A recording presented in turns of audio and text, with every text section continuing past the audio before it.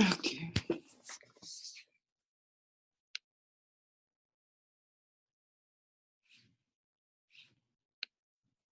Place last week, I want to say. A couple days ago, maybe like 5 days ago, something like that. Subject to deal came off the pre-foreclosure list as well, and the lady was behind 21,000. The house worth is about 140, and her principal balance is like 78,000. Okay, um, so I blasted it out at 28, uh, subject to, got a buyer, and then my buyer didn't put down earnest money because I've done deals with him before. He didn't put it down right away. He was like, "Man, please give me all of the mortgage information and all that first." So I got all that to him. Then he was still dragging his feet to give me the earnest money. And so I was pressing him about it. And then he told me he doesn't want the deal because he doesn't want to fall out between me and him behind me pressing him about giving me that earnest money. So I was like, all right, well, whatever. And, you know, went on. And now, so I decided to do this, Tim, and you tell me if this is a good idea or not. I decided to go ahead and try to owner finance the home. Okay. I ran and put like 40 bandit signs out, got a bunch of calls coming in right now. A couple people say they have uh, 29,000 down. So, but I'm going through that process trying to get a owner finance buyer in there and try to wrap the note before the foreclosure takes place. Okay. How much equity is there? So principal balance is 78. They owe 21. So the payoff is like 100, 110, I think, with all of the fees and stuff. Um, so, and it's worth like 140. It's like roughly about maybe 10, 15,000. If you factor in like realtor cost and cost of sale and stuff like that, it might be about 10 or 15,000. If you don't factor that in, it could be maybe about 30, 25 to 30,000. Okay. Is the house, is the seller still living in the house? No, it's vacant and it's really in pretty good condition. And also, it sits on like a half acre of land with a barn in the back that's been grandfathered in to have horses and, like livestock and stuff on it. Do you know when it was that the seller moved out? Yeah, roughly about 8 months ago. 8 months ago. All right. So, is it currently scheduled for foreclosure or not yet? Yes, no, it's scheduled for foreclosure for next month. Gotcha. Um, this is going to be a little tricky one. If you can get the seller to claim that he still lives there, Uh-huh. what I would recommend you do is try to negotiate a forbearance. Okay. Negotiate forbearance, negotiate. Yeah. So a forbearance is basically a payment plan for the back, payments. Okay. So if he owes $20,000 in back payments, there's there's many ways the forbearance can be. It could be half down now, the other half spread out in the next 12 months. It could be no money down now and spread the payments out in the next 12 to 24 months. It could be like I've had it one time where no money down now, no additional payments for the next 12 months, and then the forbearance payment starts after that for 12 months. Wow. Okay. So you never know what, I mean, every mortgage company is a little bit different and what they're willing to accept as a forbearance, but but you just have to start negotiating and go from there. Okay. To open that negotiation, do I myself personally speak to the bank, or do I try to have my seller speak to the bank? Yeah, it's better if you speak to the bank directly. Okay. So basically, you have your seller sign an authorization to release information. I got them to sign that. Okay. And then you talk to the bank, ask them, for a forbearance package. Okay. They'll send that, and then you have the seller fill out all the information, and then and negotiate from there. If the bank asks, just let them know that the seller wanted you to help them, with the forbearance. Okay. Yeah, and if they need for you to, they normally don't, but if they need for you to have the seller sign a power of attorney, you can do that. Okay. And, so what the forbearance does is, number one, it might buy you more time because during the forbearance process, they might pause the foreclosure for you. I see. Number two, let me see how many. Yeah. Okay. Yeah. Number two, if you can get them to do a favorable payment plan, then your buyer doesn't have to put as much down to make the deal work. Right. Okay.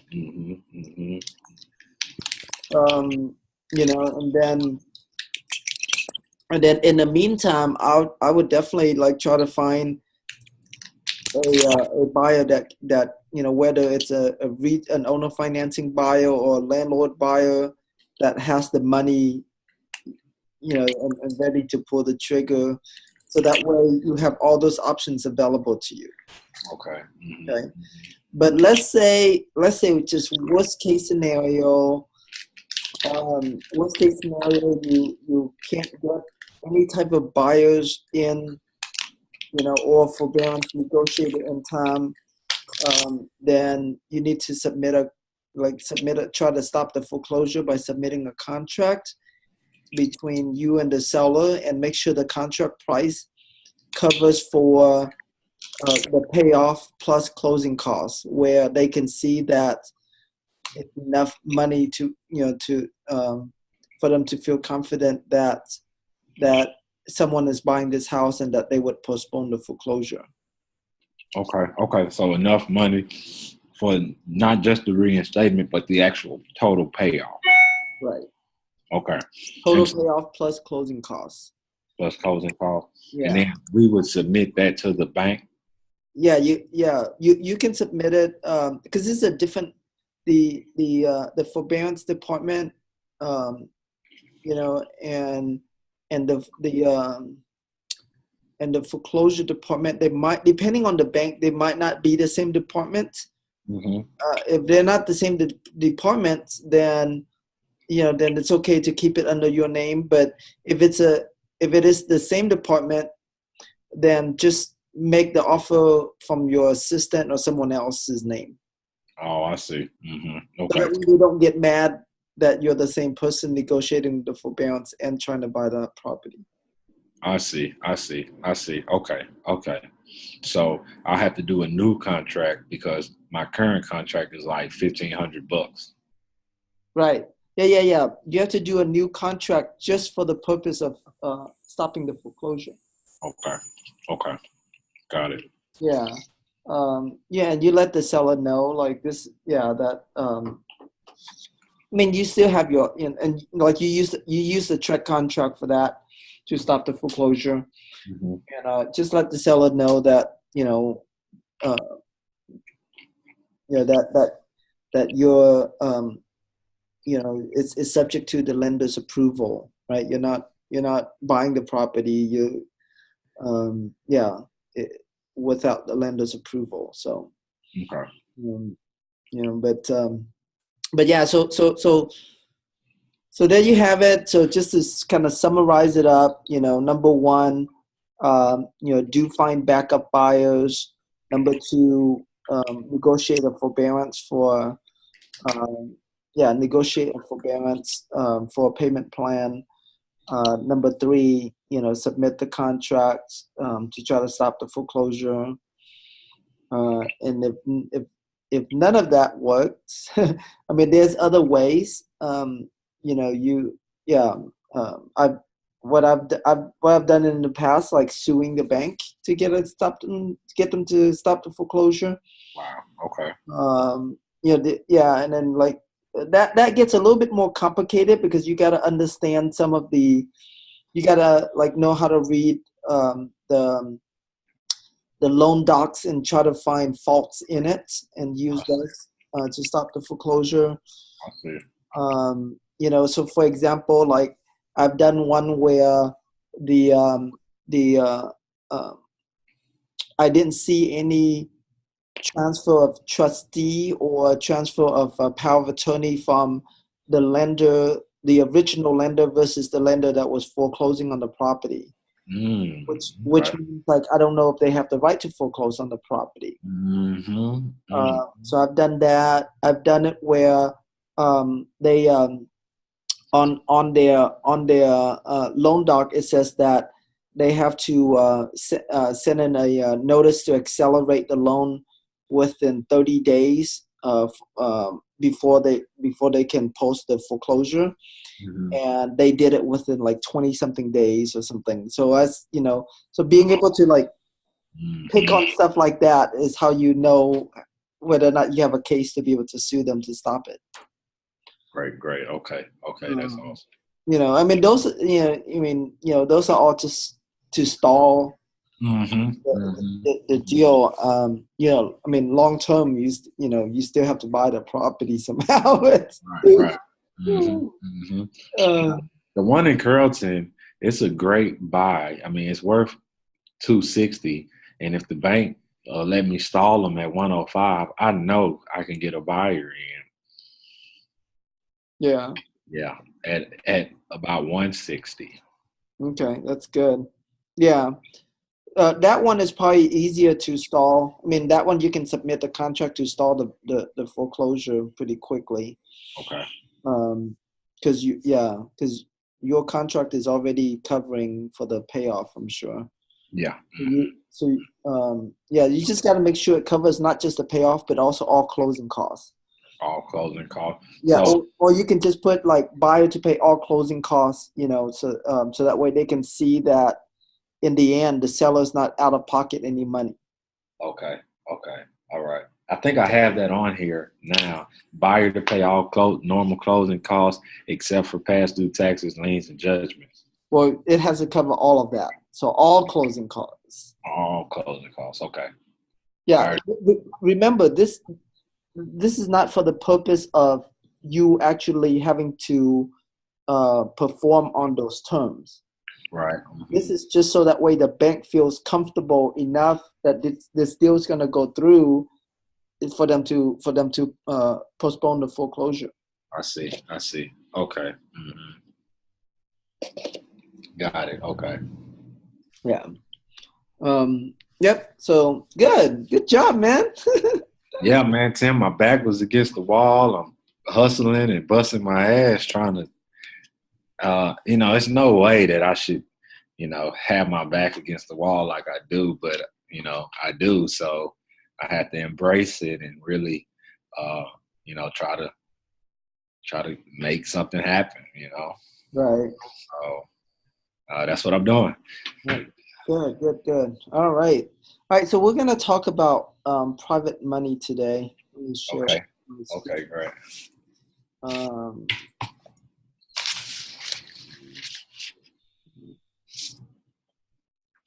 right. Oops.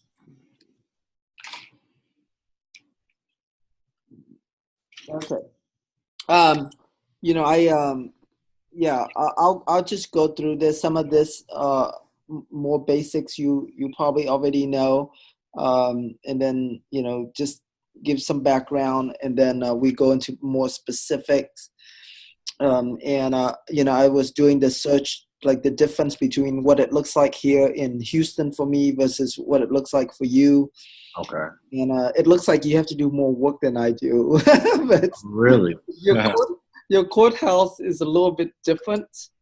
the way they record the documents, and so it's a little bit more work. Oh, I see. I see. Yeah, well, we saw that when we were doing the landlords evictions, and when we were trying to look for buyers from what was that? What's the company that I do all the net? Not New Western. So Uh-huh. yeah, we ran into that issue a couple times already. Right.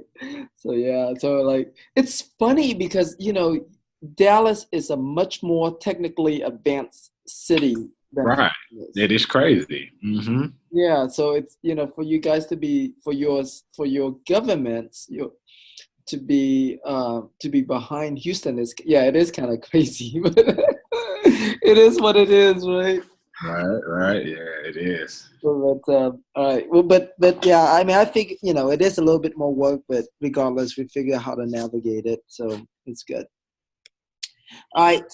So just quickly go over like the different types of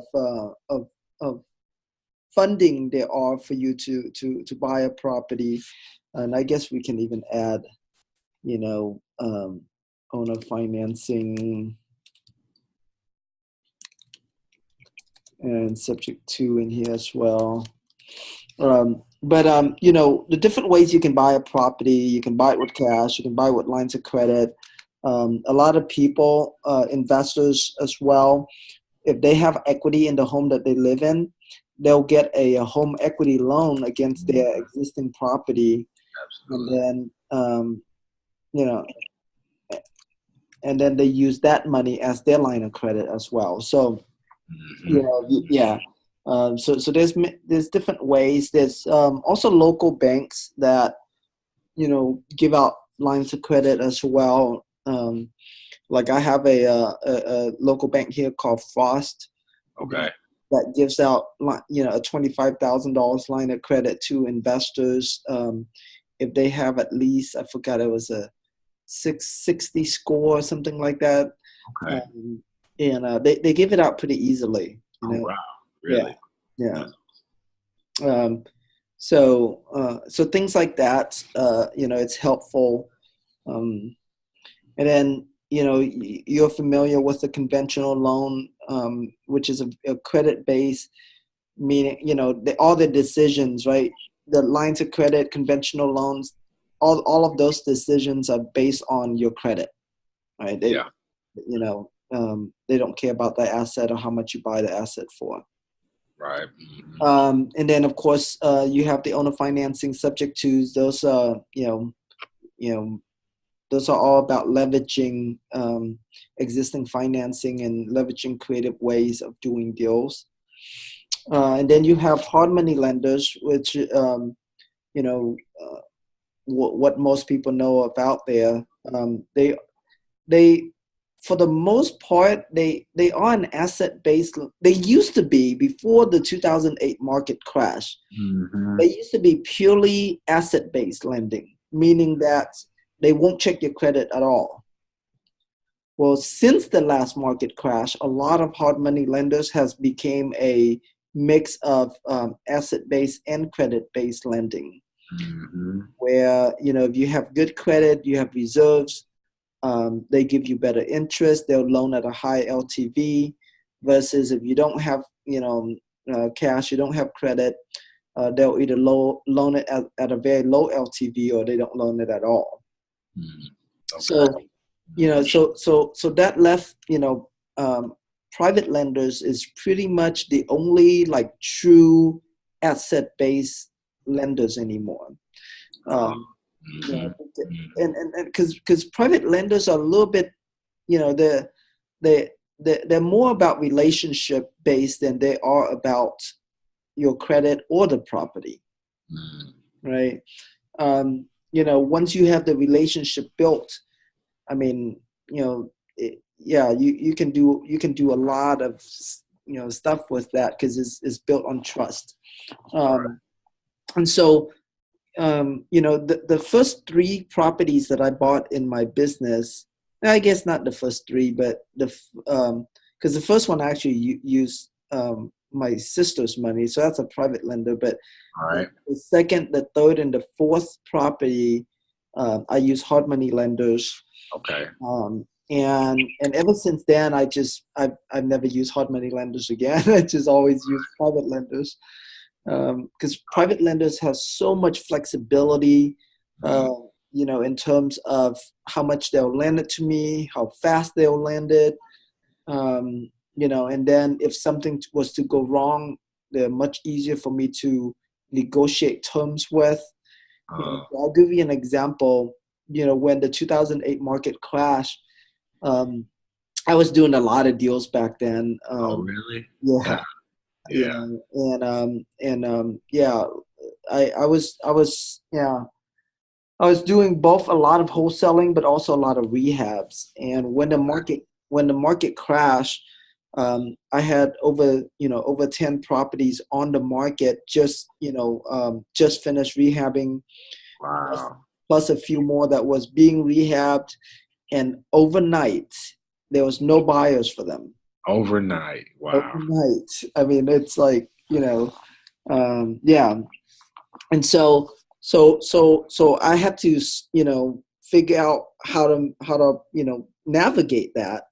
And how I navigated that was I turned them into rentals, and I went back to my private lenders and um, renegotiate a different payment term that would allow me to afford to keep it as a rental. Yeah, or some of them I renegotiate them to not take on any more interest on it. Like, so the interest that I've paid them up to now is interest, and the rest is just all principal that I would be paying, paying down. I see. So that's the power of private money. It's just another individual, and as long as they are willing to talk, um, then you can negotiate just about anything. And so that's private money. And what's important about private money is that it's if you have, like, I protect my private lenders more than anyone else. Okay. So, for example, I had, like when the market crashed, I had properties that I had conventional loans on. Okay. That those were the first one I let go. Like, I just let the bank foreclose on it because Oh, really? I had to protect my private lenders. Right. So if I'm gonna lose out on a property, I'd rather lose out on one with the bank. Yeah. They have a lot more money to lose, so like let them take the hit rather than having my private lenders take the hit. Absolutely. No, I agree.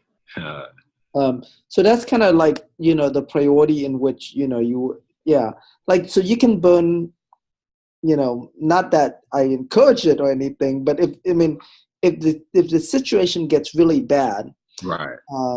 and yeah, if you have to let go of some of these relationships, banks are the first to go. Hard money lenders would be the second, and then private lenders, because they are more flexible, and because I'm able to renegotiate the terms with them, the chance of me having to default on them has been zero. Like, I haven't default on any of my private lenders because I can always go. Like, for example, I had a private lender that I said, look, the situation's so bad, all I can pay you is $100 a month.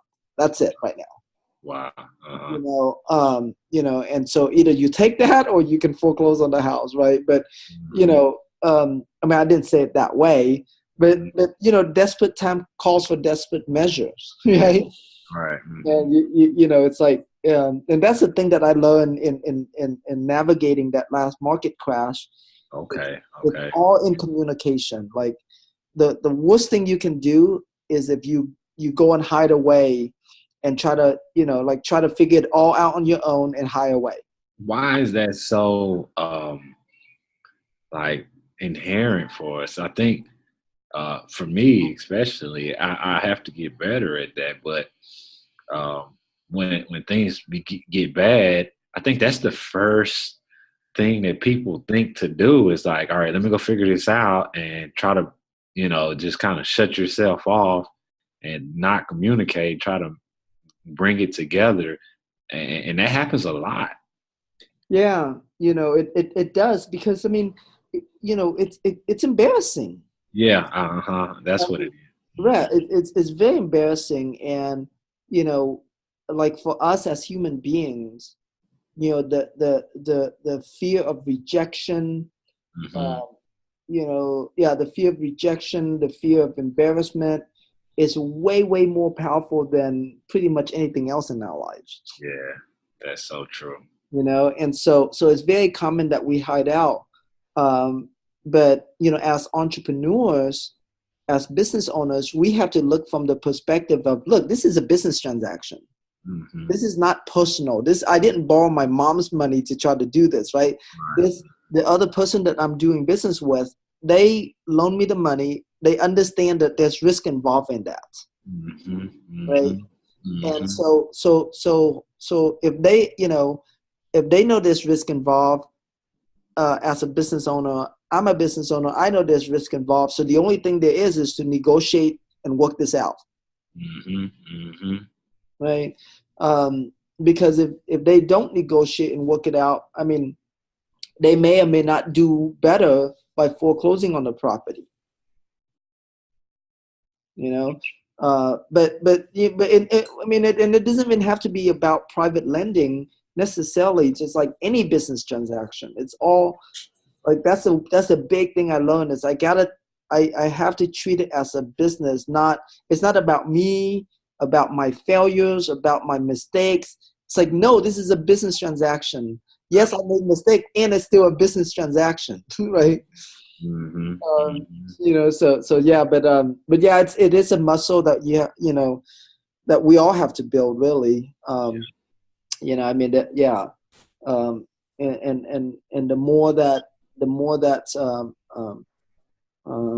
yeah, the more that we build that muscle, um, the yeah, the more we advance to that next level of entrepreneurship, right? Hmm. And that's all it is. I mean, I look at being a business owner as just a big opportunity to grow myself. Yeah, definitely. Me too, as well. Hmm. Hmm. All right. So let's talk more about private money. So yeah. So typically, a typical private lender has anywhere between $100 to $250,000 to lend. Okay. Because a lot of these people lend out of their retirement accounts, um, savings accounts, things like that. And so IRA, yeah. So 100 to 250 is pretty common. And so let's say if you have 10 people at 100,000, there that's $1 million for you to work with, right? You have 4 people at 250,000, that's $1 million to work with. Okay. Um, some of these people, if you never borrow from them yet, they might not let you know how much they have. They Hmm. might just say, "Oh yeah, I have 50,000 to start with. Can you do something with that?" Right. Okay. And then after you perform and you pay them back, they'll tell you, "Okay, well I have another 100,000. Can you put that to work?" Right? Okay. You just build a relationship from there. I see.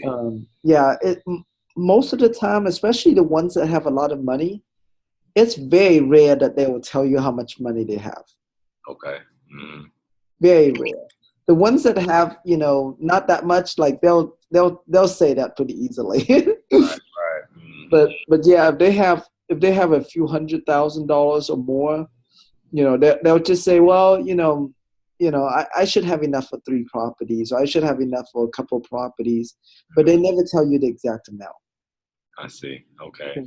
So if they don't tell you an exact amount, like that's a good sign. Okay. Okay. Great. Great. All right. So who are these private lenders? You know, as I said, they could be anybody. I mean, it could be your family members. It could be friends. Like I said, my first private lender was my sister. She at that she had money sitting in a CD, paying her like 1%, right? And I said, hey, I have this deal. It's a really good deal, and I can pay you 3 times what the bank's paying you. Mm-hmm. So, so I Right. borrowed money at 3%. Oh wow, that's awesome. Yeah. Right? But yeah, so it starts there. I have a friend right now. Um, he was actually one of my he was actually like my not my first but my second mentee student back in 2013. Okay. And for the last few years he's been a hedge fund manager for the oil and gas business. Oh. So he has a ton of money, Right. from doing that business. And so he's been a pretty big private lender for me. Mm. And yeah, and not for him, like, whenever he runs out of money, he has friends and family members, that he can also get their money as well. And so yeah, like just with him, I have a few $1 million to work with. That's awesome. Okay. Right. Mm-hmm. So like you never know, like where your relationship go, right? I mean, like if we go back to 2003, he didn't have all that money. Like he didn't, he was just he already graduated out of college at that time, but yeah, it was just it was just a normal person. Right. Right. And Mm-hmm. then years later, when we started talking again, because he moved to New York, got Oh. got his master's in business, Mm-hmm. and then that's how he started the hedge fund business. And then when he moved back to Houston again, we reconnected, and that's how he became my private lender.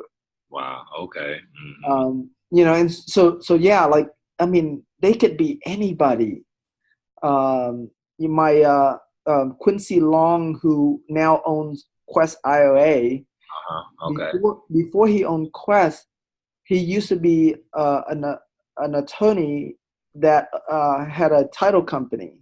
Okay. And so in the beginning, I closed all my deals at his title company. Oh, I see. Mm-hmm. And so he became my private lender. His parents became my private lenders. Right. So it's like, I mean, you just really, you never know who these people are. Like another one of my private lender is a lady from my church, Okay. and you know she she's retired. She goes on mission trips a lot. Let's see. And yeah, and we started talking, and she's like, Tim, like, this is how I make money to go on mission trip, is through loaning money out from my retirement account. I see. Uh-huh. And so, so it's like, dude, they're everywhere, Wow. All right. right? And you just gotta begin to talk to people, and get to know them, and then find out like what, um, um, what's like how their retirement, earning is going, just things like that, and like there's not I don't like directly go, there's two types of people. There's experienced private lenders that I directly go after and talk specifically about doing private lending. Are you still there? Hello? Can you still hear me?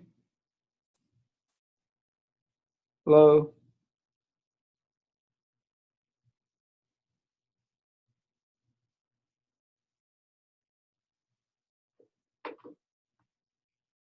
It looks like.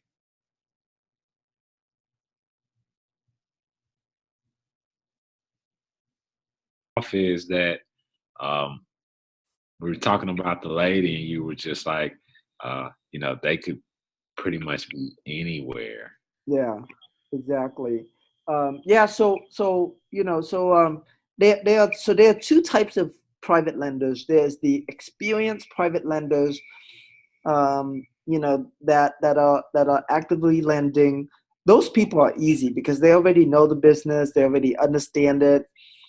So with those people, I talk to them about doing private, lending with me very quickly, right? For people like people from my church, people from my family, my friends, then I get to know them more, Okay. and find out like what their needs are, what they, before I start that conversation about the private lending. I see. And when you say what their needs are, what do you mean by that? Yeah, so like for example, I number one, people always know that I do real estate investing, right? Okay.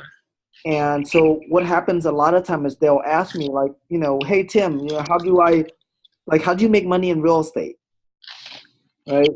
And then I always start with, well, it depends on you. It depends on if you're looking for this as an active income to replace your current job, or you're looking this as a passive income for your retirement. I see. And then that starts the conversation, right? Yeah, but just by letting people know that you're a real estate investor, typically will open up the dialogue, and then if it doesn't open up the dialogue right away, it might take a few times, but yeah, you can't, a lot of time, like asking them if they're young, asking them what they currently do will give you a gauge on whether or not they have money. If they have a good corporate job, if they make good money, then chances are they're gonna have some money, like IRA money, 401k money, and if they're retired and they used to work in corporate, chances are they have money, right? So that's like the first signs that I pick up is whether or not they have a good job, and then business owners, business owners, they're not that great as being a private lender. And the reason being is because they're busy putting their own money to work in their business right now. That makes sense. Yeah. So I look for either if they're gonna be business owners, I look for retired business owners. Okay. I don't act. Number one, I go after retire anything, right? If they're business owners, if they're retired, like corporate, well-paying corporate jobs, those are our ideal people. And then after them is the professionals, right? Doctors, doctors, dentists, physicians. Those are all great people because they make a lot of money through their active job, but they don't make a lot of passive money, right? A lot of time they give that money to the stockbroker, which is very volatile. A lot of time they lose money. So so those are those are basically let me see here who I go after. All right, so we want to go after them, like I said earlier, flexible, easy transaction, fast. There's different kind of private money. There's transactional, like if you need to do a double closing, close on the same day or close on the next day. Those are really easy money to get. I normally pay 1% for a transactional lender. When I do transactional lending, I charge 2%. I see. 2% or $2,000, whichever is more. Okay. All right. There's short-term lending, typically 6-12 months type lending, and then there's long-term lending, which is typically 2 years or more. Okay. If you can get the interest rate 8% or less, that's great. Get as many of those as you can. 10%, that's good. 12% is okay, and then 14% or more is high. And when I say 12%, like that includes any points that you might have to pay, right? So if it's like, let's say if someone says, I charge you 2 points and 12%, well, then that would fall into a 14% category already. Mm-hmm. So that's on the high end. I charge 3 points and 12%, which makes my interest rate kind of 15% or more. Right. And so yeah, and when you have good private lenders, you can use it for your deals, or you can use it on other people's deals too. I get students come to me and ask me, to loan, to borrow money all the time. And so whenever I'm out of my own funds, I'll just use one of my private lenders' funds to loan it out to my students. I see. Yeah, no, that's great. Mm-hmm. Yeah. All right. As far as like, the loan being expensive or not, what's more important is the availability of money. Like how quickly and easily can you access that money? That's way more important than the cost of the money. So is that a conversation that I have, like as far as accessibility to the money? Yeah, well, that is going to be part of the conversation that you would have with them. Mm-hmm. Like how much money they have, if they're loaning it to other people or not, so that way you have an idea if you have a rush to put their money to work before another investor put their money to work, or what. Right. I mean, I prefer to have people that are that have enough money that I don't have yet. If they do loan to other people, that they still have money for me. But one of the things that I used to do, and I don't do much of it anymore, I used to refer my private lenders to my students, right? So I figure, okay, here's my coaching students, it's okay, I'll refer them to my private lenders. Well, what happened is that, like, my students, my coaching students' success rate is really high. I have so many, like a lot of the top investors here in Houston are students of mine. Really? That's so awesome. So yeah, it's great. Like as a teacher, dude, it's great. But as a competition, yeah. So I end up like competing with them for deals. I end up competing with them from private lenders because I've been referring them to my private lenders, and so so it affects your business. And so like yeah, like the more I do the coaching business, like the more I have to learn how to charge and do deal splits in a way that it's worth me doing it. Yeah, absolutely. Because otherwise, I'm competing. So all right, how to work with them. Basically, I mean, there's a lot of talk about being SEC compliant out there. The bottom line is this: just build relationship with them first before you ask for money. That's the bottom line. Once you have relationship, it's no big deal. Don't like go and post on Facebook, about hey, I'm looking for a private lender. Like that's a no, right? You can post things like check out this deal I just bought, that this private lender loaned to me and he's making a good interest. That's different. You're not asking for money, right? But you're starting a conversation that they will contact you and said, hey, how did you do that? I want to partner with you. I want to work with you. I want to whatever with you, right? And that's a very different conversation. Mm-hmm. Now, let me ask you this: when you talk about building the relationship first,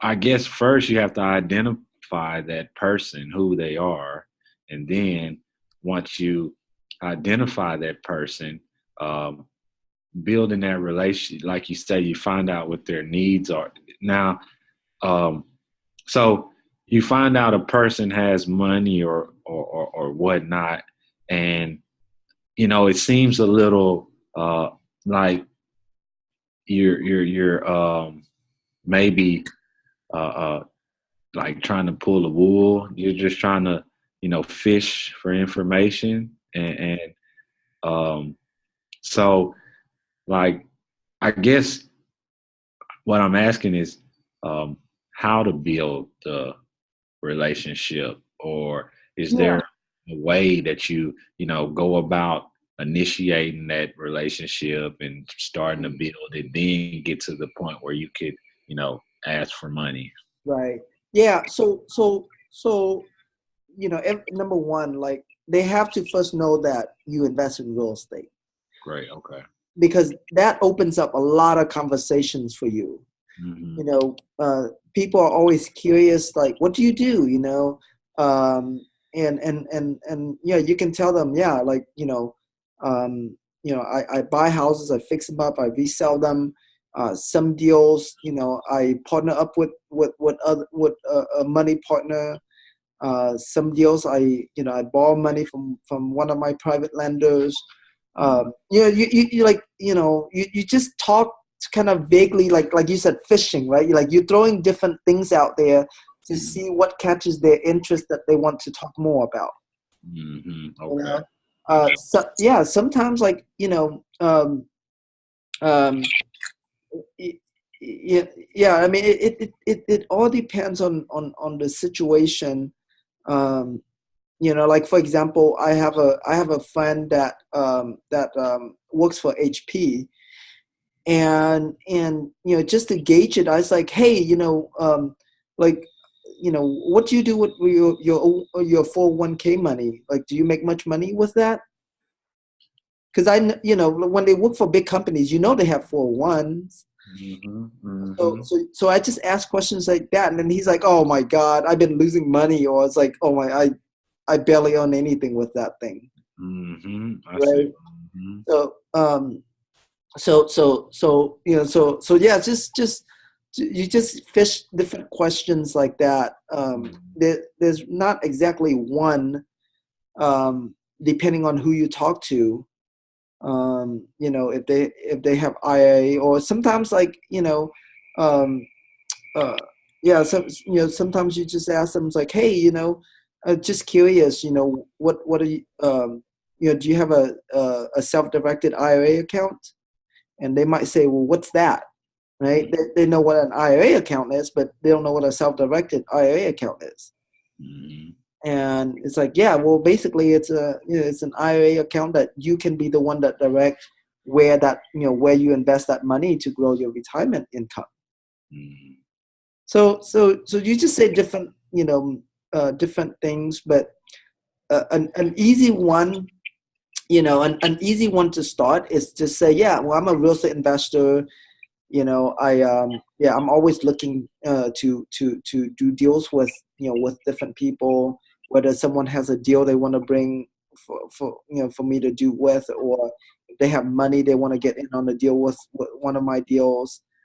Like, that's an easy one to start, right? And it's vague enough. Right. All right. For the experienced investors, like going to the investors networking events, those are pretty easy to find. Private lenders, meetup groups of investors. Like, I started my own meetup group for private lenders. Oh, really? Yeah. And so you can do something like that. I used to meet once a month. Lately, for the last 3 months, I haven't done any meetings because I kind of got lazy. But yeah, like, for you, with you want to be more like, I have quite a bit of private money for me to work with already. So, like, I'm not as hungry as when I started new, when I didn't have any, right?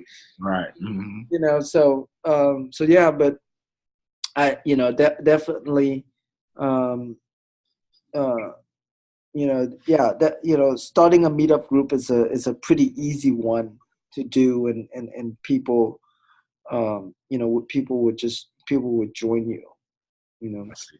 Let me go check. Um, see here.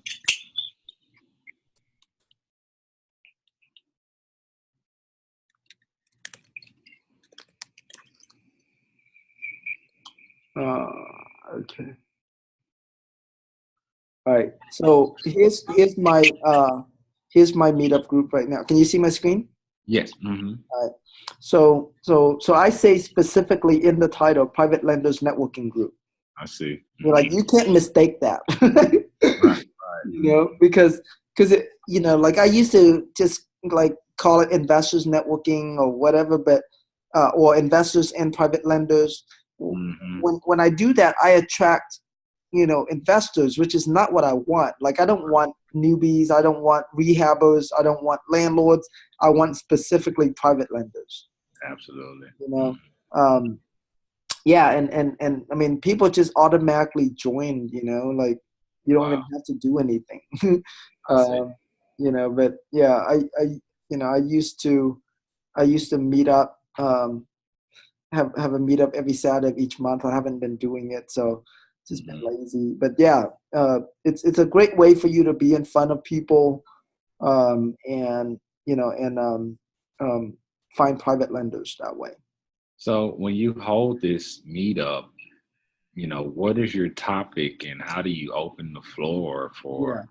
Yeah, I typically will invite an attorney, um, or or a or some type of a speaker that would be of an interest to private lenders, I see. right? So attorneys are the easiest. Mm-hmm. So I'll find one of my real estate attorneys that's willing to come and speak, and a lot of them are very willing because that's how they get business.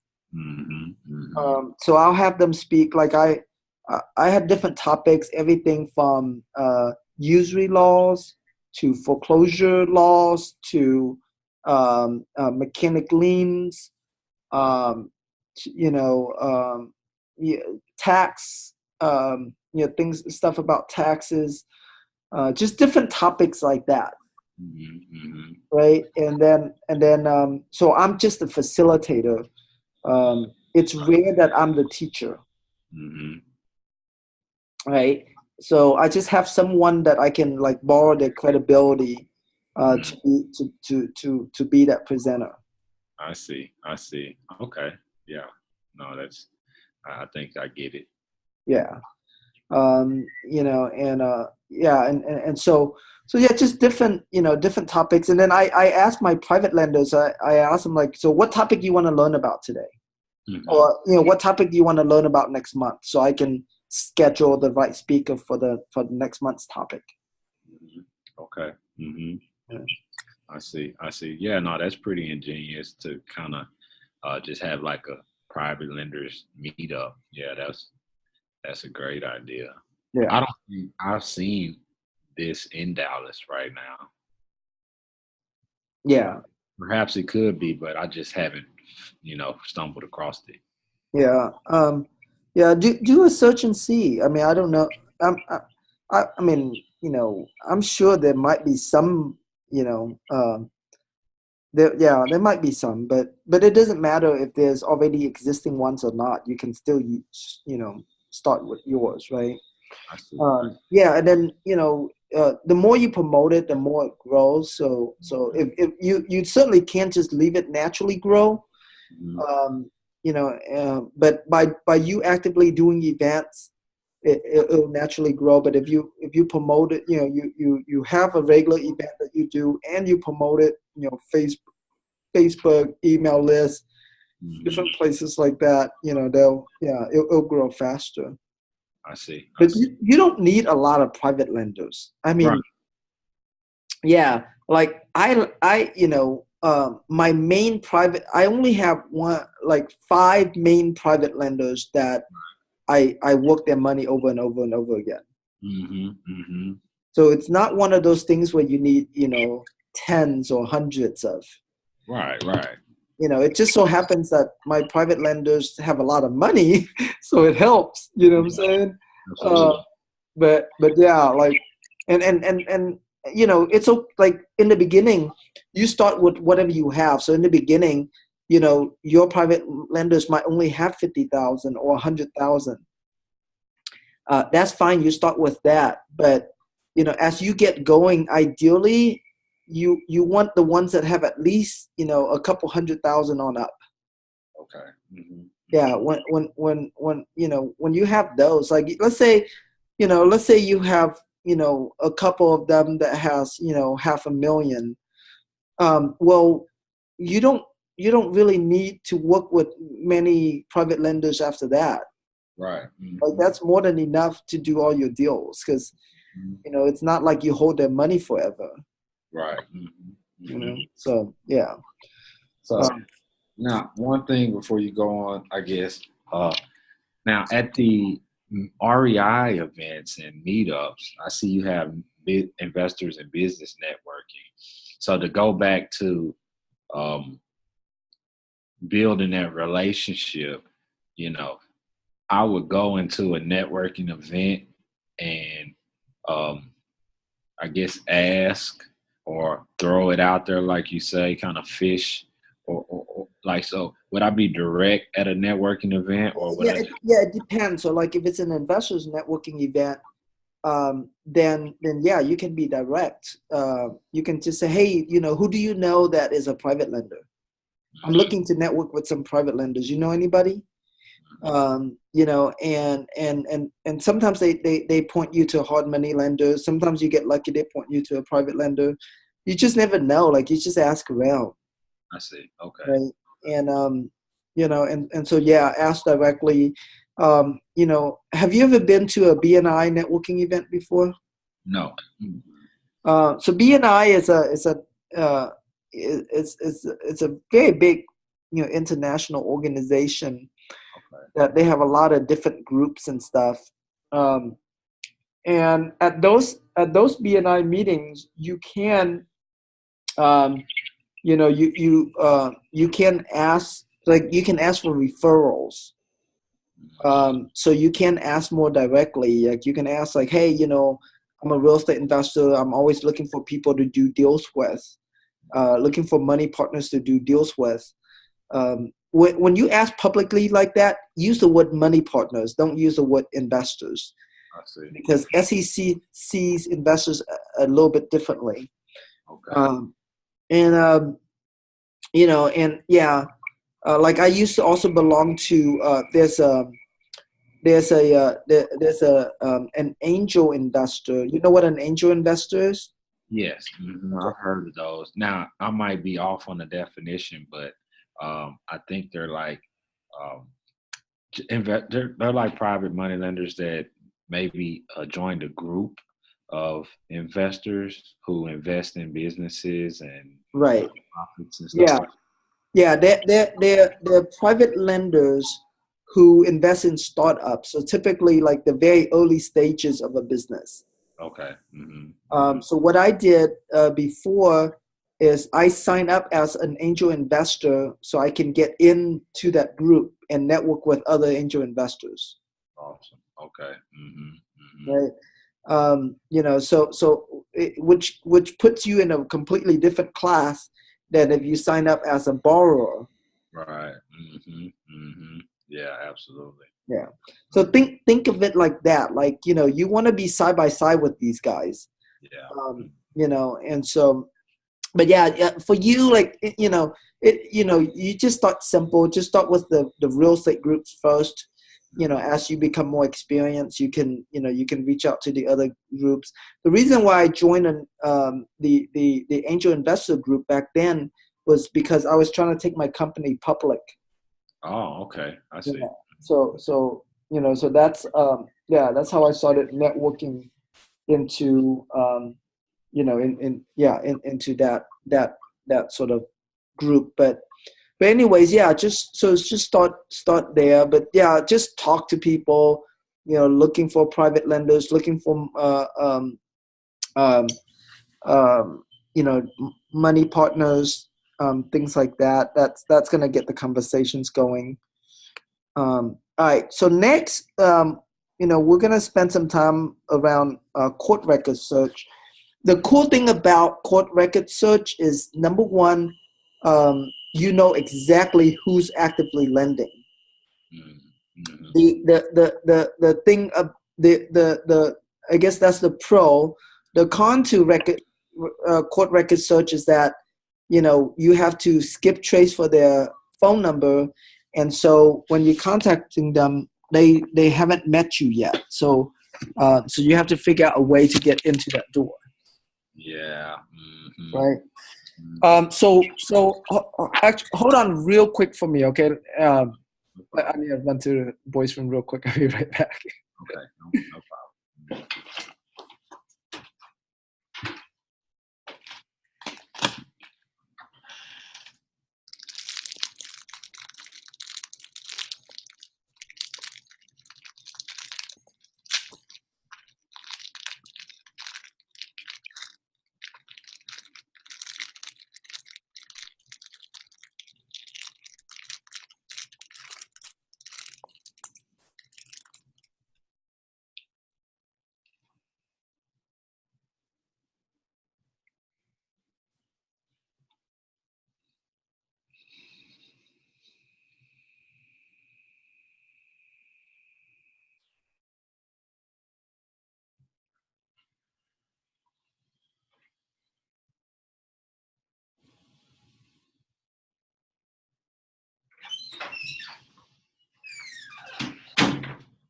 All right.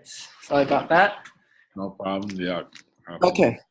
All right. So let me. Have you done much court record search before? No, not really. No, not really at all. I mean, the most I've probably done is the foreclosures and a little probate, like county searches, but not any like real court searches. I wanted to eventually down the line. I guess this is it, but do court record search for private mortgages to see if individuals who did the private mortgages and if they be interested in selling those mortgages or for a discount and Right. things like that. So, but no, I haven't really done any. Gotcha. Okay. Yeah. Well, for those, I think for that specific needs, I think buying the list is a lot easier, a lot quicker than doing the search. Okay. For what I'm about to teach you here, it's more specialized because nobody provides this kind of list. I see. Okay. So it's not something you can easily buy. But okay. So let me explain a little bit about what a grantor grantee search is. Okay. So whenever you like, let me whether it's your county clerk's website or like anywhere, the way that the county clerks record documents is based on what they call grantor grantee, like who the person who gives the document versus the person who receives the document. Okay. And so all of like public record starts with a grantor of grantee of some kind. So if I deed you the house, then I'm the one deeding you the house. I'm the one giving you the deed. So I would be a grantor and you would be a grantee. Right. Okay. And if you're the one who's borrowing money, and this might sound a little bit tricky here, but if you're the one borrowing the money from me, right? And the document that you use to borrow money from me is called the deed of trust or the mortgage. Mm-hmm. Okay. Mm-hmm. Which is basically a collateral, a document that says, hey, I put up my house as a collateral for this money. So even though I'm the one giving you the money, and you're the one receiving the money, but the money is not what's recorded in the public record. What's recorded is called the deed of trust or the mortgage, which is something that you give to me. So in a loan, the borrower is the grantor. They're the one that gives the deed of trust, and then the lender is the grantee. They're the one that receives that deed of trust, that collateral. I see. Okay. Okay. And so it's, I had to explain that to you so you can get like when is someone a grantor versus when someone is a grantee. Okay. Absolutely. No, I didn't know that at all. Okay. Yeah. So typically, in our real estate transaction, the grantor is the rehab buyers, the one that's, the rehab investor that borrowing money to buy the property, and grantee is the private lender. Okay. And a lot of so let me start with doing a search for Houston, so that way you can see here. All right. So there's Quest IRA is a pretty popular IRA custodian here in town, and so a lot of private lenders that loan money out of their IRA account uses Quest.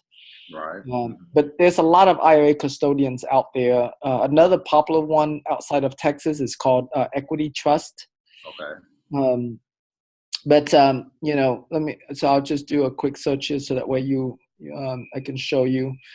But while that's doing it, so yeah, and I'm going to give you a website where you can get a lot more IRA other than Quest and Equity Trust are the two big ones in our industry. Okay.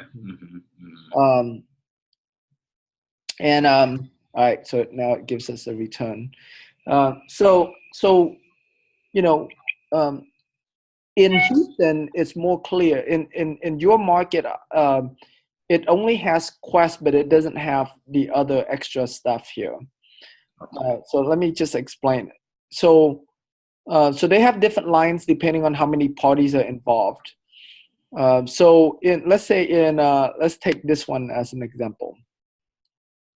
So you have this on grantor, remember, is the investor, right? So you have this investor that's buying the property, borrowing money. Okay. And so all of these people, if you see their names a lot, they become good buyers for you. I see. Okay. All right.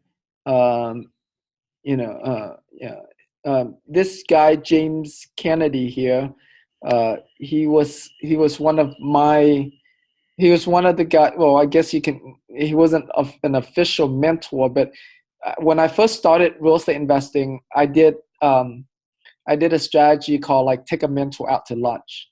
So I approached the top investors in town and asked them to let me take them out to lunch. Awesome. And what was your goal during that conversation? Just to kind of Jim, he passed away a couple of years now, but he always tells the story how I met with him. I think it was at Shoney's, and I came with a clipboard with a list of questions. That's awesome. ready to ask him. It's just one of those stories that like he never forgot. He's like, man, Tim, I talked to a lot of people, and there are people that I said, they're gonna make it and they never did, and there are people that I said they're not gonna make it and they did, and you were one of those people that I was sure that was gonna make it and you did. And I had another guy, man, I never forget this story. Big guy, and at that time when I first started, he was he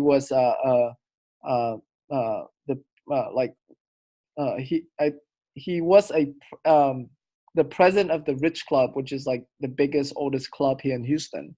Okay. And I took him out to lunch, and I asked him, I was like, how can I be successful like you? And he said, you won't. Uh, and he said, well, the reason why is, you see, I'm big, I'm white, so I'm intimidating, and at the same time, like, I'm able to build rapport with people very quickly. And so I have an advantage over you. Like, basically, that's what he is trying to say. Right. And the funny thing is this. The funny thing is, after the market crash, he lost so much money, he had to go back to work at a job. Wow, that's crazy. He was full of himself. Yeah. But, it's funny. Yeah, I mean, it's, anyways, so that's what I did. His name is James, but he goes by Jim Kennedy. Like if I search his name, I'll do that in a little bit here. You'll see that he borrowed money from a lot of different people. So I can, when I do this kind of search, I can find out, number one, who are the top, rehabbers that buy multiple properties, that I can sell to. And I also search for their name to find out who are the people that loan money to them, so I can go and approach those people as well. Absolutely. I see big state home buyers on there. Yeah. Yeah, big state been around for a while. All right. They've only recently went up to Dallas. Yeah, no, that's how I know about them. They had a networking event here, and they're trying to open up in Dallas. So a lot of the agents were trying to, get me to bring them some deals. Yeah.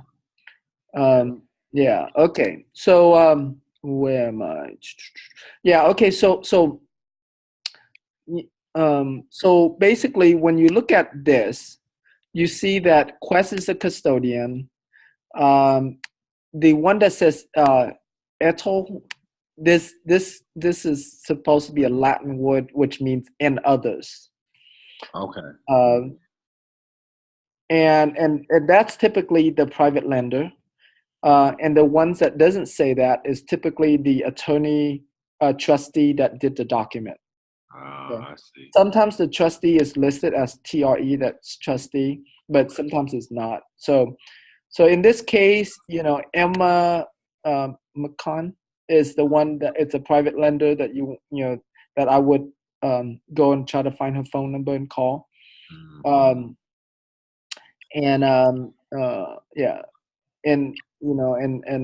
Like in this case, the private lender is Ariella Pintabana and also Lily Andrews. Looks like so the two people got together and loaned on this deal. I see. Okay. Out of their IRAs. One of them is out of the IRA, but the other one is might not be out of IRA. I see. So basically that's how you do the search, and ideally you want the more recent ones the better, right? Because they're actively lending now. But as you run out of recent ones, you can always go back to the older ones as well. Right. So you start with Quest. From Quest, you pay attention to who are the ones that you see their names a lot, and then you search their names so you can see who else they loan money, that they borrow money from. And that's kind of how to shortcut, and talk to people who are actively lending. Absolutely, yeah. That sounds like a shortcut. Yeah. All right. All right. So the trick is when, because most companies anyways, they most companies, they typically use their just their normal LLC to buy properties. Right. If someone used land trust to buy properties, that gets a little bit harder to find them. Right. But a lot of them use their own company. Their LLC, and Their then LLC. you just kind of do a corporate wiki and find who the owners are. Right. Yeah. Okay. All right. Let me go. So Houston was pretty easy to search. Let me show you what it looks like. And for Dallas, you can use this Courthouse Direct too, but there's another service in Dallas that is a little bit better because they allows you to preview the pages without having to buy them. Oh, okay. Right. Versus this one, like if I don't go to Courthouse Direct, I can go directly to my Harris County website. Harris County will let me download the entire document for free. Wow. But your county doesn't have. Well, they kind of do. Here, let me show you. So okay, let me show. So your county, the service that your county use is called RomeDallasPropertyRecords.com. Right. Mm-hmm. Okay. You sign up for an account, and then I got all of the, the counties that they have, which is these 5 counties: Dallas, Collin, Carmel, Smith, Rockwall. Okay. So not all of your counties are on here. So if they're not on here, like you're gonna have to figure out, right. The only one I don't see that I would like would be Tarrant County. Yeah. Yeah. So I don't know what. Let me see. Tarrant County County Clerk.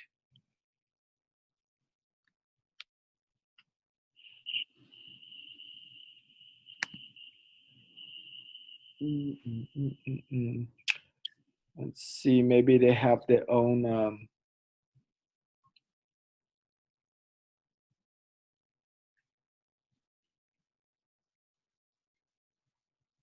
Okay, so they use their own service called Mega Search. Mega Search. Okay. Mm-hmm. So same thing. Grantor grantee search. So I'm gonna do Quest IRA. And document type you're looking for is deed of trust. Okay, and then search. All right. They only found 6. Not a lot. Right. Right. And yeah. All in 2015. Yeah. So Quest is not as dominant in Dallas as it is in Houston. I see. Okay. Let me do a different name. Let me try Equity Trust instead of Quest. How do I revise search? Show criteria.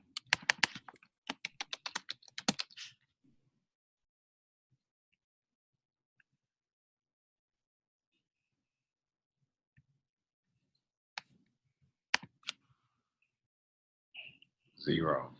Oh. 20 matches, so a little bit more. Yeah. Mm-hmm. Yeah. Okay. Yeah. So. Okay. All right. So basically, that's how you would search, and then actually, let me go back to the Quest one because I want to see if Quest.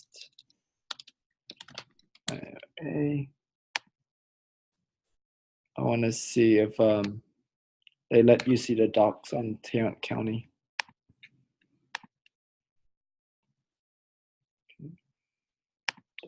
Okay.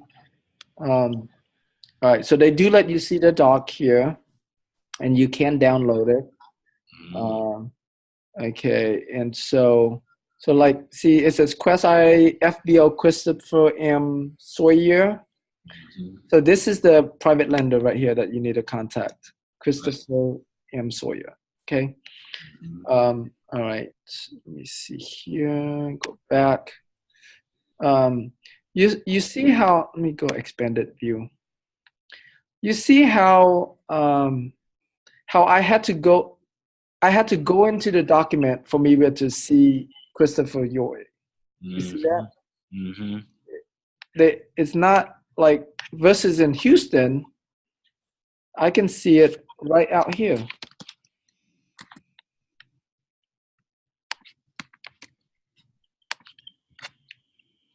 You know, so that's the convenience that I have here in Houston. I see. Yeah. No. Now it shows everyone. Yeah, I see.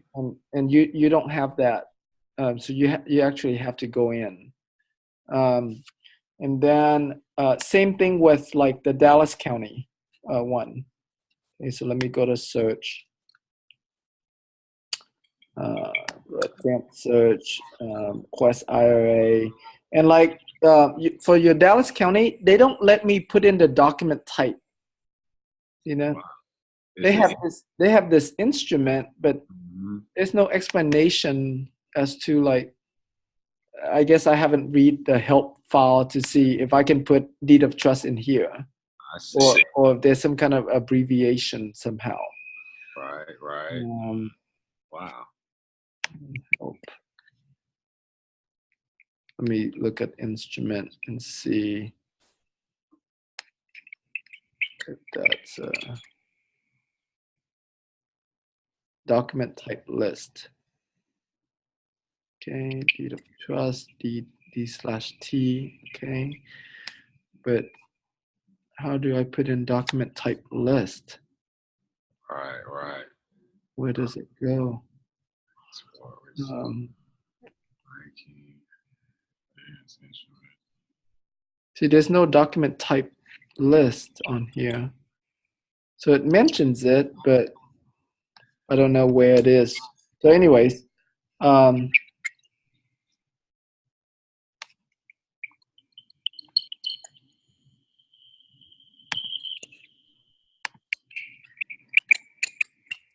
yeah. So when I click here, right, it'll return all of this, Okay. and There's. the yeah. So like I'll sort it by document type, so that way I'm looking for deed of trust. Let's see. Okay, but as you can see here, like I have to click into preview the document for me to see who the lender is. In this case, it's Keith Shockey. See that? Mm-hmm. All right, so it's like it's not easy where I can see it outside. I have to actually go into the file. So you have to have a VA that go through this. Yeah, I see. I Yeah, see. Have to have someone do this. yeah. It's just a little bit more work, but it's worth it when you get there. Yeah, when you find that person. Yeah. Okay. Here, let me see. Who are some of your big lenders that big borrowers that might use Quest a lot up there? Mm, mm, mm. Rochelle Angel, she used them twice right there. Fletcher. Yeah. Seemed it might be the same. Oh, yeah, it looks Might like. be a first and second lien. That's what it looks like. Yeah.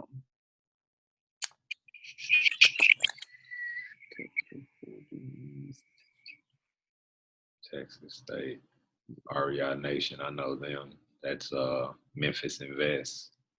Okay. But this is a deed though. It's not a. Oh, I So see. they must have bought something from one of the IRA lenders. Oh, Uh,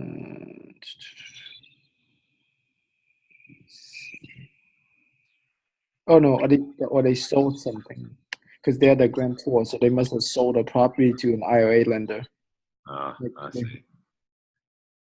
Grantor. Okay, no. Charles Baldwin, so an IRA lender sold this property to REI Nation.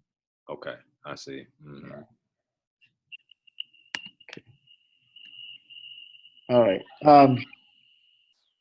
Anyway, so there you have it. That's the search part of it. Yeah. There's this website here. Like if you want more names of IRA custodians, this is Oh, a website called selfdirected.org. okay.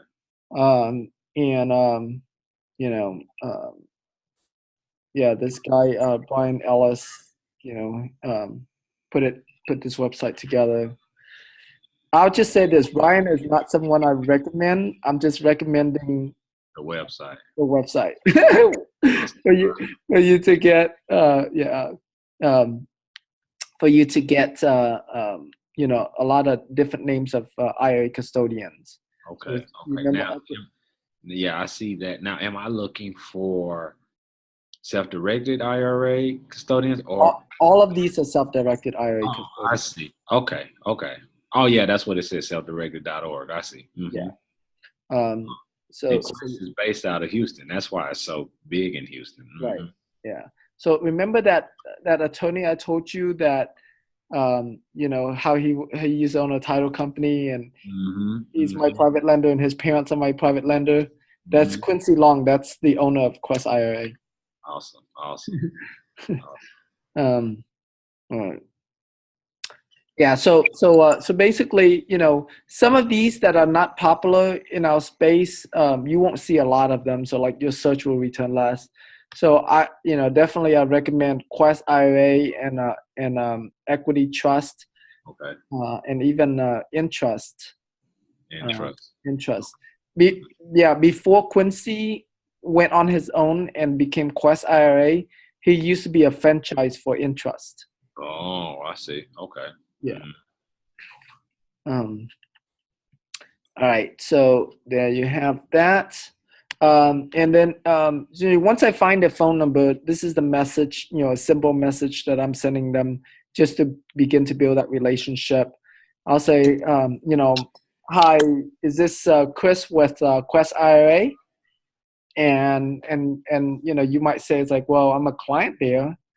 And I was like, yeah, great. I'm also a Quest client. I noticed that you do some private lending. I just wanted to reach out, get to know you better, find out what your lending criteria are. Can I take you to lunch sometimes? So with these people, you can be more direct because you already know, like, they're actively in the business. Okay. And then from there, I build a relationship with them. A lot of times, like I used to think that private lenders are kind of like a scary thing, right? Like I'm going to them to borrow their money. Right. It's like doing your first deal. You're just sweating bullets and nervous. Right. Yeah. And I used to think that like they have the upper hand. Well, that's not necessarily how most private lenders think. I see. You see, like we think that they have something to offer us, but a lot of times we don't think about what we have to offer them. Right. Okay. Right. One time I took this private lender out to lunch, and this is what he said to me, and this is when the light bulbs came on for me. I see. He says, Tim, I know there's a lot of other lenders out there, and they advertise themselves, and so so they can charge more because they have more customers. I don't do any kind of advertising. All of my loans are word of mouth, and so I'm willing to be flexible with you, and I'm willing to take less. Wow. I'm like, huh? Like my jaw dropped, right? I'm like, so basically he's telling me, it's like, Tim, I want to do business with you. Yeah. And I'm willing to be flexible so I can do some business with you. Because I don't have a lot of business. Wow. I know you were floored. Yeah, that's like when a seller tells you, they have a $200,000 house that they'll take 105 for it. Right. Yeah, absolutely. That's That just happened to me today. Exactly. Yeah. So So yeah, I mean, it's, so keep in mind that a lot of private lenders are like that. They're not like hard money lenders. Hard money lenders are like actively out there running it like a business. Right. Mm-hmm. And so hard money lenders, they can demand for a lot more. Private lenders, on the other hand, they have their money sitting there barely earning anything. And so you're providing them with a really great service to put their money to work hard for them, so they can have money, for their retirement. So now let me ask you this. In this instance, we get to lunch and then, everything seems to be flowing and, we're building rapport. I'm getting to know him. And that time, like he wants to work with me. One, do I bring some type of package showing that, this is what I do and this is the numbers? And two, you know, how do we develop or come to an agreement on our terms on what he'll lend and at what percentage and etc. Right. Yeah. So depending on the lenders, like, some lenders in this case, so I'll ask them, okay, well, what do what rate do you normally loan out at? And then some of them, they don't, like, if they're new, they don't know that. They're like, well, I don't know. I mean, what do you normally borrow at? And then I'll give them some numbers, right? And so it really depends on where the conversation go. But let's assume they're experienced. If they're experienced, they'll give you their numbers. They'll say, yeah, I'll loan out at 12%. Or they'll say, yeah, well, I'll loan at 1.12%. So something to that effect. Okay. And then from there, you can just say, you can either accept that, or you can say, well, that's a little bit higher than what I'm used to. Yeah, most of my private lenders, they loan at 10%. And so, so if I have a deal, I would go through, my other private lenders first. And then if for some reason, they run out of money, then, I can, I can consider, using your money. But the way that I decide, like, who I'll let land on the deal is based on the terms of the loan. So I'll go with the better terms first, and then once I run out of those money, then I'll go with with the other ones. So you kind of tell it to them that way. Sometimes I'll also say, okay, well, I am willing to do like the first deal under that term, but as you and I do business, and that I'm a strong borrower, I do a lot of deals. Are you open to negotiating on the terms? And a lot of times they will. They're like, okay, yeah, I'll work with you. Or sometimes I have lenders who's like, no, I have more borrowers than I have money to loan. So unless you can pay me what I'm asking, there's really no point for me to discount it. Right. Right. So you're gonna have all kinds of lenders, and you just look it from there. But yeah, I mean, I do exactly what I just said, where I typically go after I use the cheapest money first, and then when I run out of cheap money, then I'll go with more expensive money. So some of these lenders that wants more money, I may never use them. Right. Like, I just never get around to using them. Mm-hmm. Absolutely. Mm-hmm. So yeah, so that's just the way the business works. But yeah, with these people, the first step is always just to, meet up with them for coffee, for lunch, for dinner, for something, just to get to know them. Okay. You are going to run into a private lender that says, well, send me a deal and we'll talk.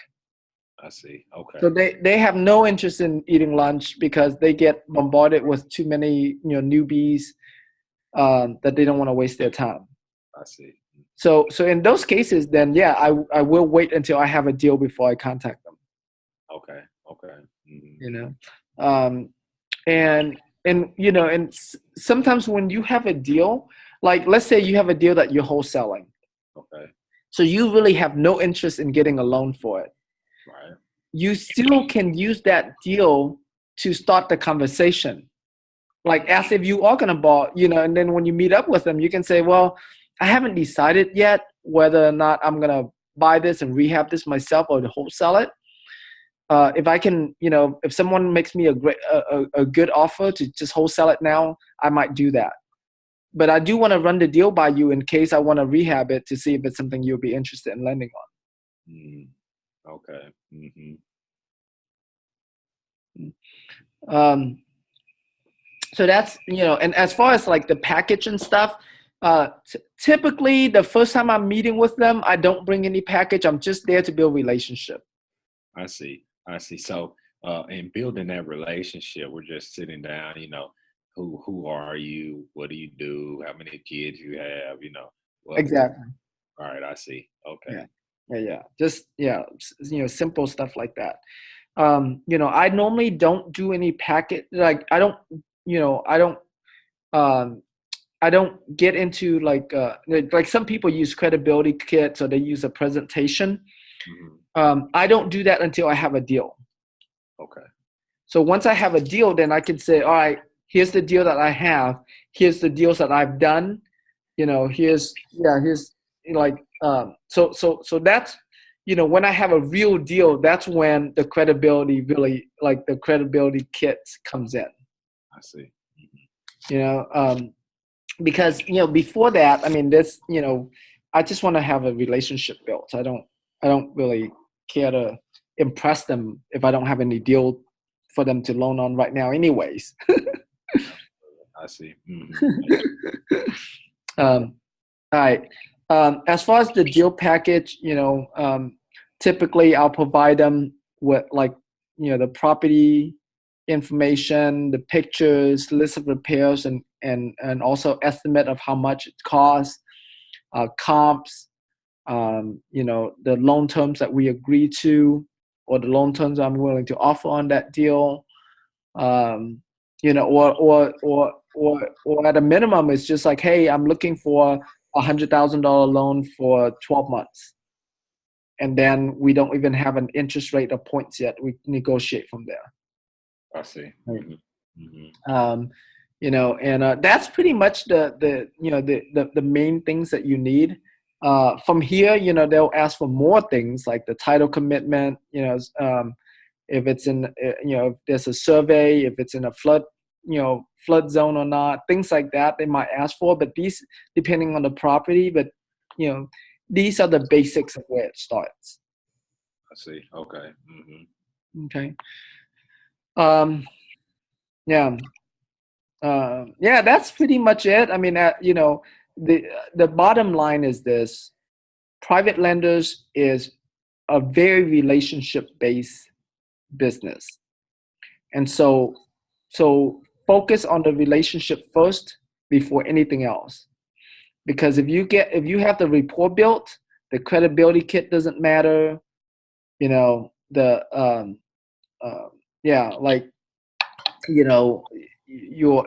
experience level really doesn't matter that much.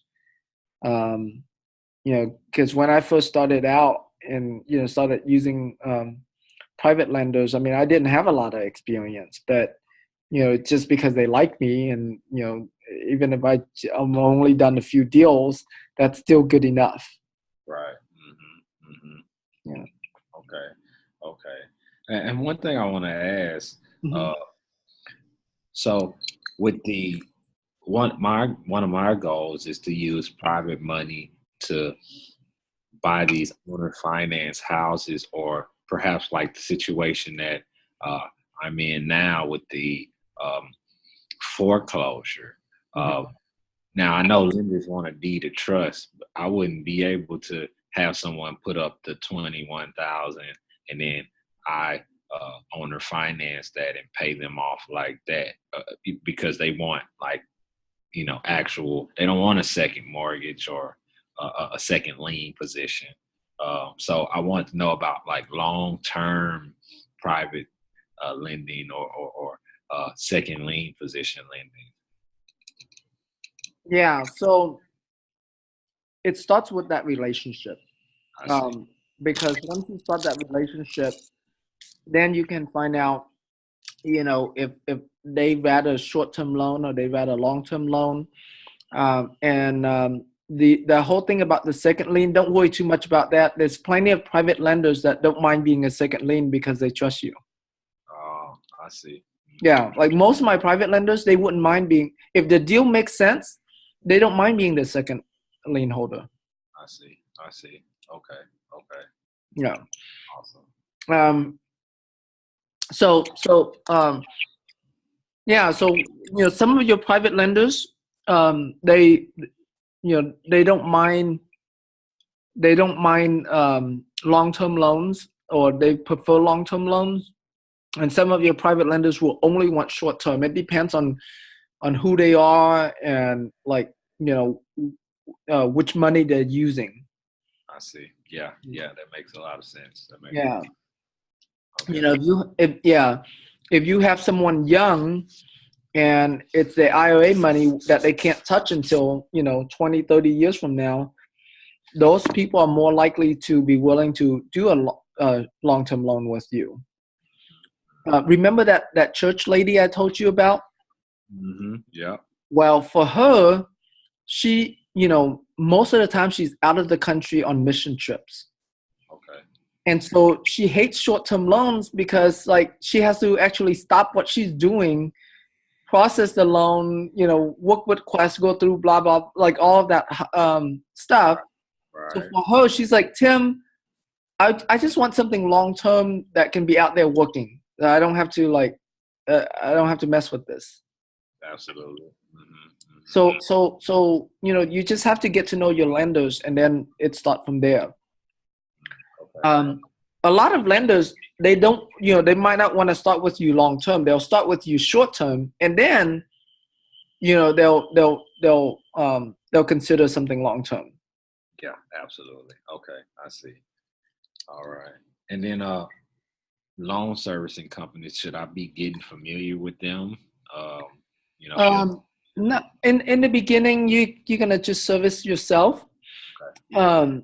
I mean, most of these private lenders, they'll service themselves. Okay.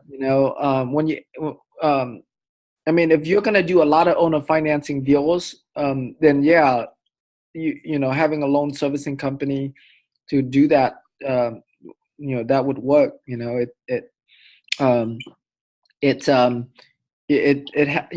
adds that extra cost into it. But if you're going to do a lot of owner financing deals, for you it makes sense. But from the perspective of you borrowing money from these private lenders, I never use a loan servicing company to service my loans with these private lenders. Okay, great. I just pay them directly, but yeah. Okay. And then my last question is off the topic of private lenders.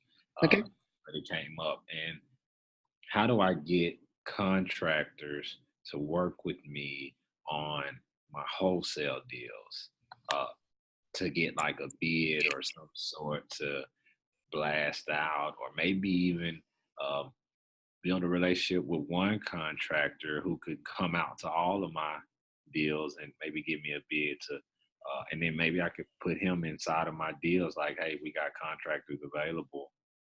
But just getting somebody to give me actual bids.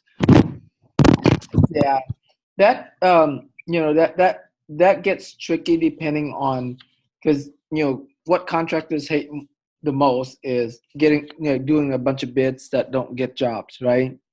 Yeah. And so typically as a wholesaler, I don't care too much to get accurate bids. And so I normally don't send contractors out. I only send contractors out if I'm planning to buy the property myself. Okay. All right. So that way, I know I'm gonna give them business. what you can, I mean, if yeah, if you, I mean, in wholesaling, you really don't need those bids, but um, but you can do this. You can offer a contractor, if you really want to have those bids, you can offer them, it's like, hey, look, for any properties that you bid for me, if for whatever reason the buyer doesn't use you, and I've sold it to the buyer, I'll pay you, whatever, $100 for your time. Okay. No, Yeah. that's a great idea. Yeah. I got a guy in mind that will work perfectly for. Yeah. Yeah. Typically, I are you looking at bids, like, is it for just for you to know how much repairs it needs, or for your buyers? Kind of both. But really for the buy, like to have like a complete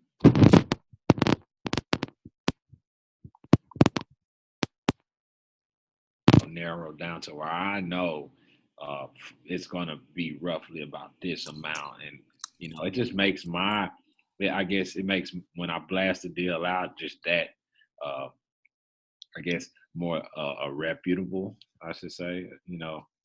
Well, not it's not necessarily gonna get you be more reputable, and here's Okay. why.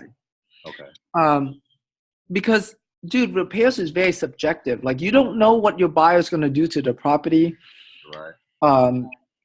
or what their plan is, right? Like, you don't know if they're gonna hold it as a rental, if they're gonna sell on owner financing, if they're gonna fix it and sell it retail.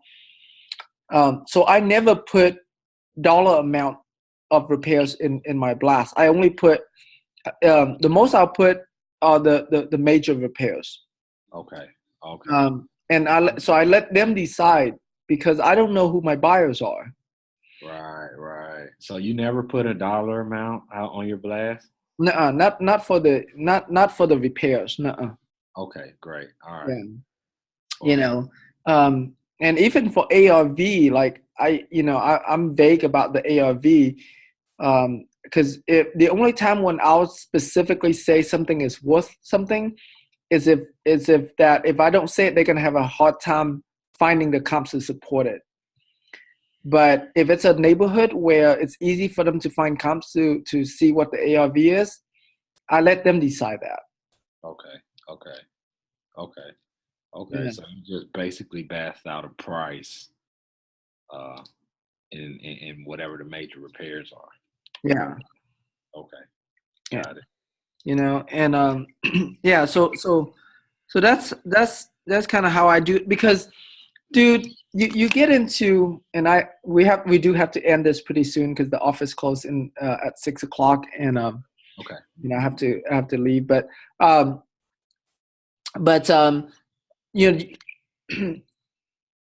people will always find something to complain about All the time. all the time. So, if you put in comps, they're going to complain about your comps. If you put in repairs, they're going to complain about repairs. Yes. And so, instead of dealing with that, I say, screw it. You do your own due diligence. Right. Mm-hmm. Right? Because I don't know what the heck you're going to do with the property. Right. Okay. Right? And who knows? You might be doing the work yourself, where the repairs is a lot less than what I can put in here. Yeah. Mm-hmm. Mm-hmm. Right? Or you have some, retail contractor that charge you an arm and a leg for, right? So, Right. Mm-hmm. so I avoid that. And as far as my own, just to know, I have a very simple $5,000 formula that I use, and it'll apply for you in Dallas as well. But any major thing that I see, I add $5,000, and then all the minor things, I also add $5,000 to the whole group of minor things, and then I add $5,000 contingency on top. So here's how it works: roof, 5,000; foundation, 5,000; HVAC, 5,000; paint, 5,000; carpet, 5,000; new kitchen, 5,000; miscellaneous 5,000, contingency 5,000, and then I add all of that up. That gives me what? That's like a $35,000 rehab. Right. Okay. Okay. And it sounds simple, but it's quite accurate actually. I believe you. I know that sounds pretty accurate. Yeah. And sometimes something costs a little bit more, something costs a little bit less, and they balance each other out. Right. Okay, great. Yeah. So there you have it.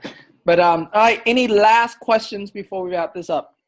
No. When you send this video, will the part where we had got disconnected, will that be cut off or? No, it shouldn't be, because Okay. only you got disconnected. The video, it was still recording on my end. I think it was still recording on my end as well. Oh, okay. All right. Great. Okay. Well, no, I don't have any other questions. I'm gonna get out here and bust my ass, try to get these deals sold. So. All right, buddy. All right, and I'll work on getting this video uploaded tonight and send it to you. Okay. Great. Thanks a lot.